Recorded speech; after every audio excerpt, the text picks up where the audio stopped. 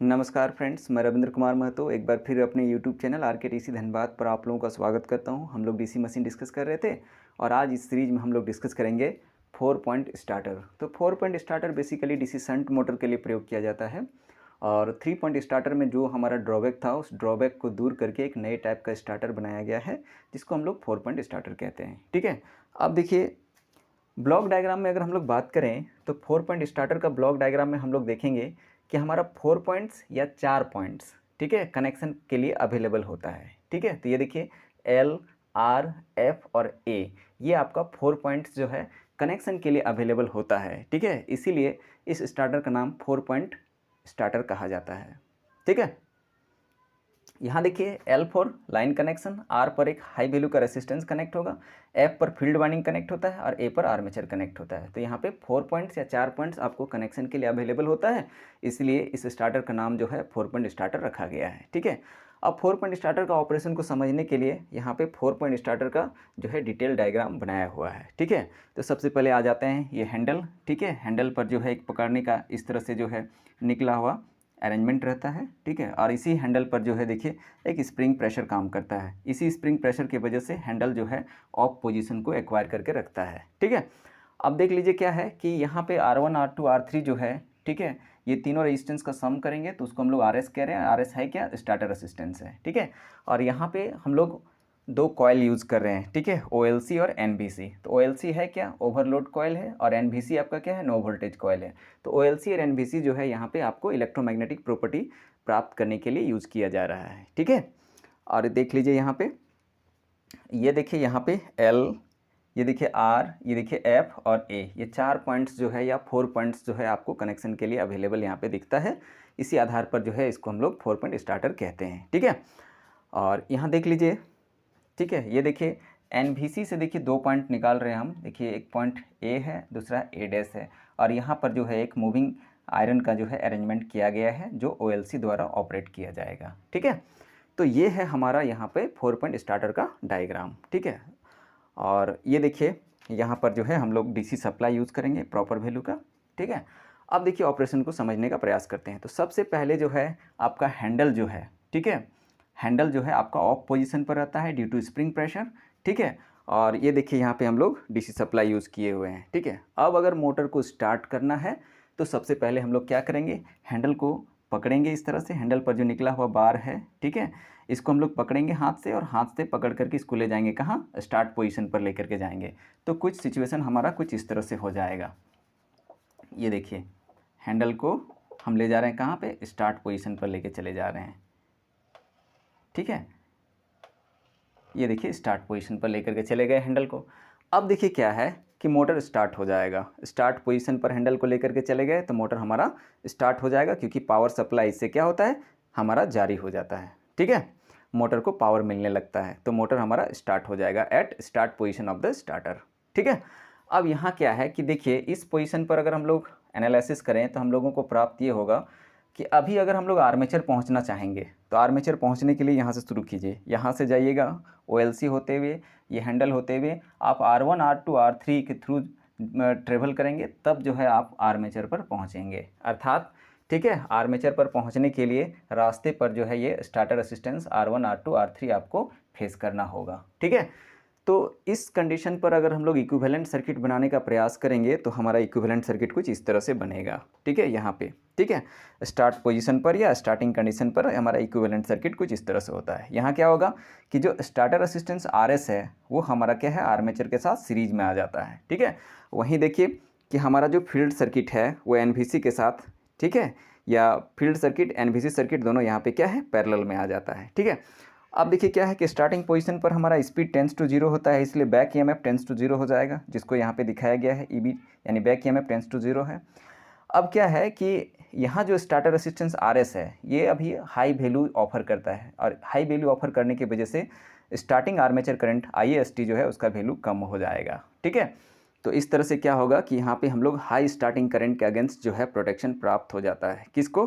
तो आर्मेचर को या मोटर को। ठीक है, जिससे क्या होगा कि यहाँ आर्मेचर का जलने का खतरा जो है वो समाप्त हो जाता है। ठीक है, वहीं देखिए कि अगर ये नहीं रहता, RS इस जगह पर नहीं रहता स्टार्टिंग कंडीशन पर, तो क्या होगा कि बैक ईएमएफ तो जीरो है, और अगर स्टार्टर रेसिस्टेंस आरएस भी यहाँ पे नहीं होता तो ये आईएएसटी जो है वो बहुत हाई क्रिएट होता है, बहुत हाई वैल्यू का होता है, जो आर्मेचर को जला सकता है। ठीक है, लेकिन अभी क्या है कि हम लोग स्टार्टर के थ्रू अगर मोटर को ऑपरेट करेंगे तो स्टार्टिंग कंडीशन पर जो है स्टार्टर रेसिस्टेंस आर्मेचर के साथ सीरीज में आ जा रहा है, जहाँ स्टार्टर रेसिस्टेंस आरएस जो है हाई वैल्यू ऑफर करता है, जिसकी वजह से आईएएसटी हमारा कम हो जाता है। यानी हम लोगों को यहाँ पे स्टार्टर जो है हाई स्टार्टिंग करंट, ठीक है, आईएएसटी के अगेंस्ट जो है हम लोगों को प्रोटेक्शन प्रोवाइड कर देता है। इससे क्या होगा कि मोटर जलने से बच जाता है। ठीक है, अब देखिए क्या है कि अब जो है हैंडल को पकड़ के मैनुअली, हाथ से पकड़ के मैनुअली धीरे धीरे धीरे धीरे ले जाना है, कहाँ पे, रन पोजीशन पर लेके जाना है।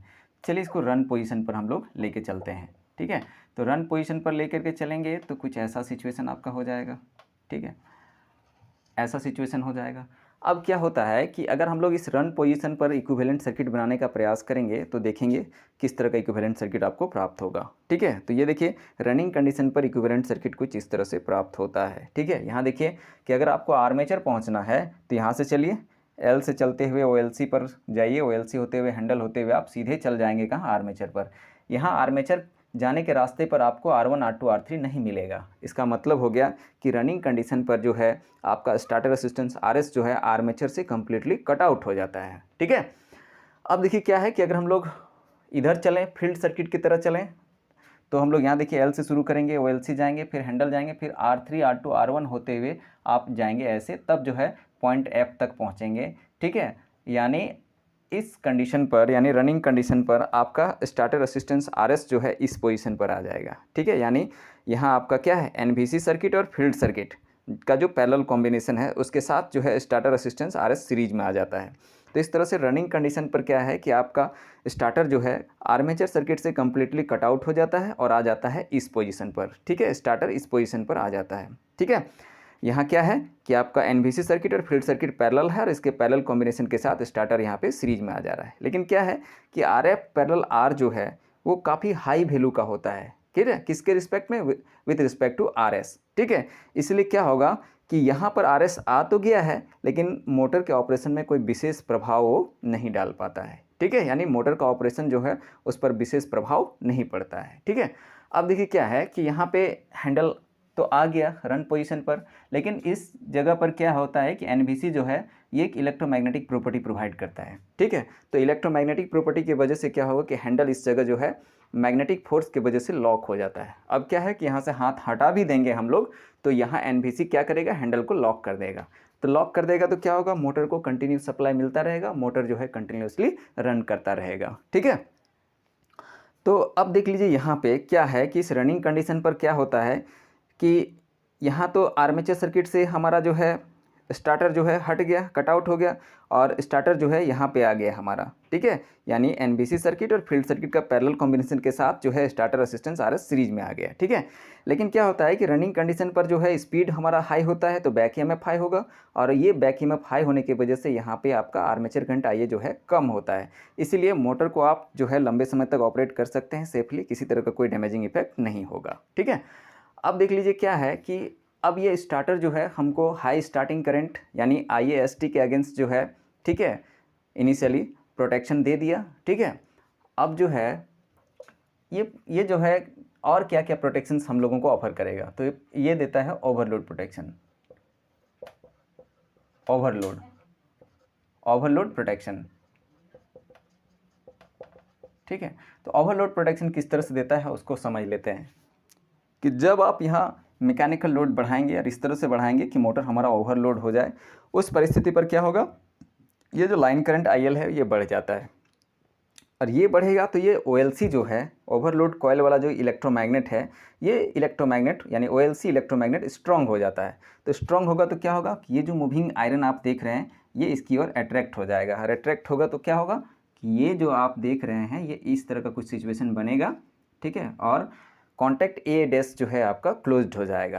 क्लोज्ड होगा तो फिर क्या होगा, NVC शॉर्ट हो जाएगा। ठीक है, NVC पर कोई करंट नहीं जाएगा, जो भी करंट होगा यहाँ का वो इस शॉर्ट सर्किट को, देखिए यहाँ से जो करंट आएगा वो इसको प्रीफर करेगा, ऐसे करके और फिर इसमें आ जाएगा। ठीक है, यहाँ पर जो है आपका NVC पर जो है करंट नहीं के बराबर फ्लो करेगा। ठीक है, आइडियली इस पर कोई करंट नहीं बहता है, या प्रैक्टिकली देखेंगे तो इस पर बहुत कम करंट बहता है।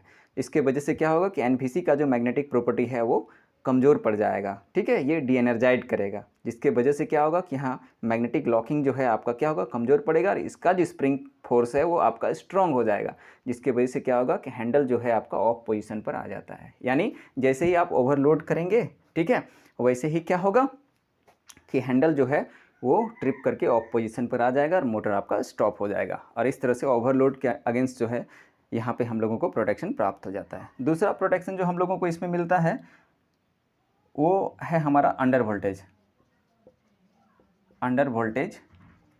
प्रोटेक्शन, ठीक है। तो ये देखिए अंडर वोल्टेज प्रोटेक्शन में क्या होता है कि अगर ये अप्लाइड वोल्टेज यहाँ जो दे रहे हैं, जो डीसी सप्लाई यहाँ पे जा रहा है, इसका जो रेटेड वैल्यू से अगर आप कम यहाँ पे अप्लाई कर रहे हैं डीसी वोल्टेज, ठीक है, जो रेटेड वैल्यू होता है उससे अगर कम यहाँ पे हम लोग डीसी वोल्टेज अगर अप्लाई करेंगे तो इसको कहते हैं अंडर वोल्टेज कंडीशन, ठीक है। इस पर क्या होगा, जब भी अंडर वोल्टेज कंडीशन होगा तो ये देखिए क्या होगा कि ये जो आपका एनवीसी है, अभी तो इसको हटा दीजिए यहाँ से, इस तरह रख दीजिए, ठीक है। जैसे ही अंडर वोल्टेज कंडीशन होगा वैसे ही क्या होगा कि यहाँ जो आपका एनवीसी पर बहने वाला जो करंट आईआर है ये हमारा कम हो जाएगा according to Ohm's law. Voltage कम होगा तो करंट वहाँ पे कम होगा, ठीक है, ठीक है। अंडर वोल्टेज कंडीशन करेंगे तो वोल्टेज कम होगा, तो ये जो आपका एनवीसी सर्किट है बाय ओम्स लॉ, यहाँ का करंट आईआर आपका कम हो जाएगा, और आईआर कम होगा तो एनवीसी जो है हमारा कमज़ोर पड़ जाएगा, ठीक है, इसका मैग्नेटिक प्रॉपर्टी कमज़ोर पड़ जाएगा, और हैंडल का जो स्प्रिंग फोर्स है वो स्ट्रॉन्ग हो जाएगा। तो ऐसे केस पर फिर से क्या होगा कि स्प्रिंग फोर्स की मदद से फिर से हैंडल ट्रिप करके ऑफ पोजीशन पर आ जाएगा और मोटर स्टॉप हो जाएगा। यानी जैसे ही अंडर वोल्टेज कंडीशन इसमें आएगा ये क्या होगा, ये ऑफ पोजीशन पर ऑटोमेटिकली शिफ्ट कर जाएगा, और इस तरह से अंडर वोल्टेज कंडीशन के अगेंस्ट यहाँ पे प्रोटेक्शन मिलता है। तो अगर हम प्रोटेक्शन की बात करेंगे तो यहाँ 3 तरह का प्रोटेक्शन आपको मिल रहा है। पहला तो आपको हाई स्टार्टिंग करंट, ठीक है, हाई स्टार्टिंग करंट के अगेंस्ट प्रोटेक्शन तो दिया ही, फिर आपको ओवरलोड कंडीशन पर भी प्रोटेक्शन दे रहा है, और अंडर वोल्टेज कंडीशन पर भी प्रोटेक्शन आपको यहाँ पे प्रोवाइड कर रहा है। तो कुल मिला के यहाँ पे 3 तरह का प्रोटेक्शन हम लोगों को मिल जाता है। किसके लिए, तो डीसी शंट मोटर के लिए, ठीक है। अब देखिए यहाँ पे कि हम लोगों ने 3 पॉइंट स्टार्टर इसमें हम लोग देखे थे कि अगर हम लोगों को स्पीड बढ़ाना हो तो हम लोग क्या करते थे, आरएफ को बढ़ाते थे, और आरएफ बढ़ाते थे तो आईएफ घटता था, ठीक है, और जिससे क्या होता था, एनवीसी जो है ये डी एनर्जाइड करता था, ठीक है। 3 पॉइंट स्टार्टर पर यही देखे थे कि ज़्यादा स्पीड अगर आपको लेना चाहते हैं तो इसके लिए फील्ड रेजिस्टेंस को आपको बढ़ाना होता था, फील्ड रेजिस्टेंस आप बढ़ाते थे जिससे आपको आईएफ घट जाता था, ठीक है। और ये आईएफ का फ्लो किससे होता था, एनवीसी से होता था, ठीक है, आईएफ का जो फ्लो है एनवीसी से होता था। तो आईएफ घटने पर एनवीसी जो है डी एनर्जाइड करता था, एनवीसी का मैग्नेटिक प्रॉपर्टी कमज़ोर पड़ जाता था, जिससे क्या होता था, हैंडल जो है आपका ट्रिप करके ऑफ पोजीशन पर चला जाता था। यानी 3 पॉइंट स्टार्टर पर जो है हम लोग बहुत ज़्यादा स्पीड नहीं प्राप्त कर पाते थे, ठीक है। तो इसी ड्रॉबैक को यहाँ पे दूर किया गया है, ठीक है। और किस तरह से दूर किया गया है उसको हम लोग इस तरह से यहाँ समझ सकते हैं। देखिए अभी आपका जो फील्ड सर्किट है और एनवीसी का सर्किट है, ठीक है, ये पैरेलल में है। अब क्या है कि अगर आप यहाँ पे आरएफ बढ़ाएंगे, स्पीड बढ़ाना है अगर आपको, तो आरएफ बढ़ाएंगे, आईएफ आपका घटेगा, कोई दिक्कत नहीं है। लेकिन आरएफ बढ़ा करके आप यहाँ स्पीड बढ़ाइए, कोई दिक्कत नहीं है। क्यों, क्योंकि आपका जो एनवीसी है वो पैरेलल में है, ठीक है। यहाँ का रेजिस्टेंस वेरिएशन से एनवीसी के करंट पर कोई प्रभाव नहीं पड़ेगा क्योंकि एनवीसी आपका पैरेलल में है। तो इसलिए क्या है कि यहाँ पे आप आरएफ बढ़ा करके जो है ज़्यादा स्पीड प्राप्त कर सकते हैं, और एनवीसी पर पैरेलल कॉम्बिनेशन की वजह से एनवीसी पर किसी तरह का कोई प्रभाव नहीं पड़ेगा, और हैंडल जो है आपका ट्रिप करके ऑफ पोजीशन पर नहीं जाएगा। यानी यहाँ पर जो है आप ज़्यादा स्पीड प्राप्त कर सकते हैं, और जो 3 पॉइंट स्टार्टर का जो ड्रॉबैक है उसको यहाँ पर दूर किया गया है, ठीक है। तो आशा करते हैं ये वीडियो आप लोगों को पसंद आया होगा। वीडियो पसंद आता है तो वीडियो को लाइक करें, दोस्तों के साथ शेयर करें, और चैनल पर नए हैं तो चैनल को सब्सक्राइब कर लें। धन्यवाद।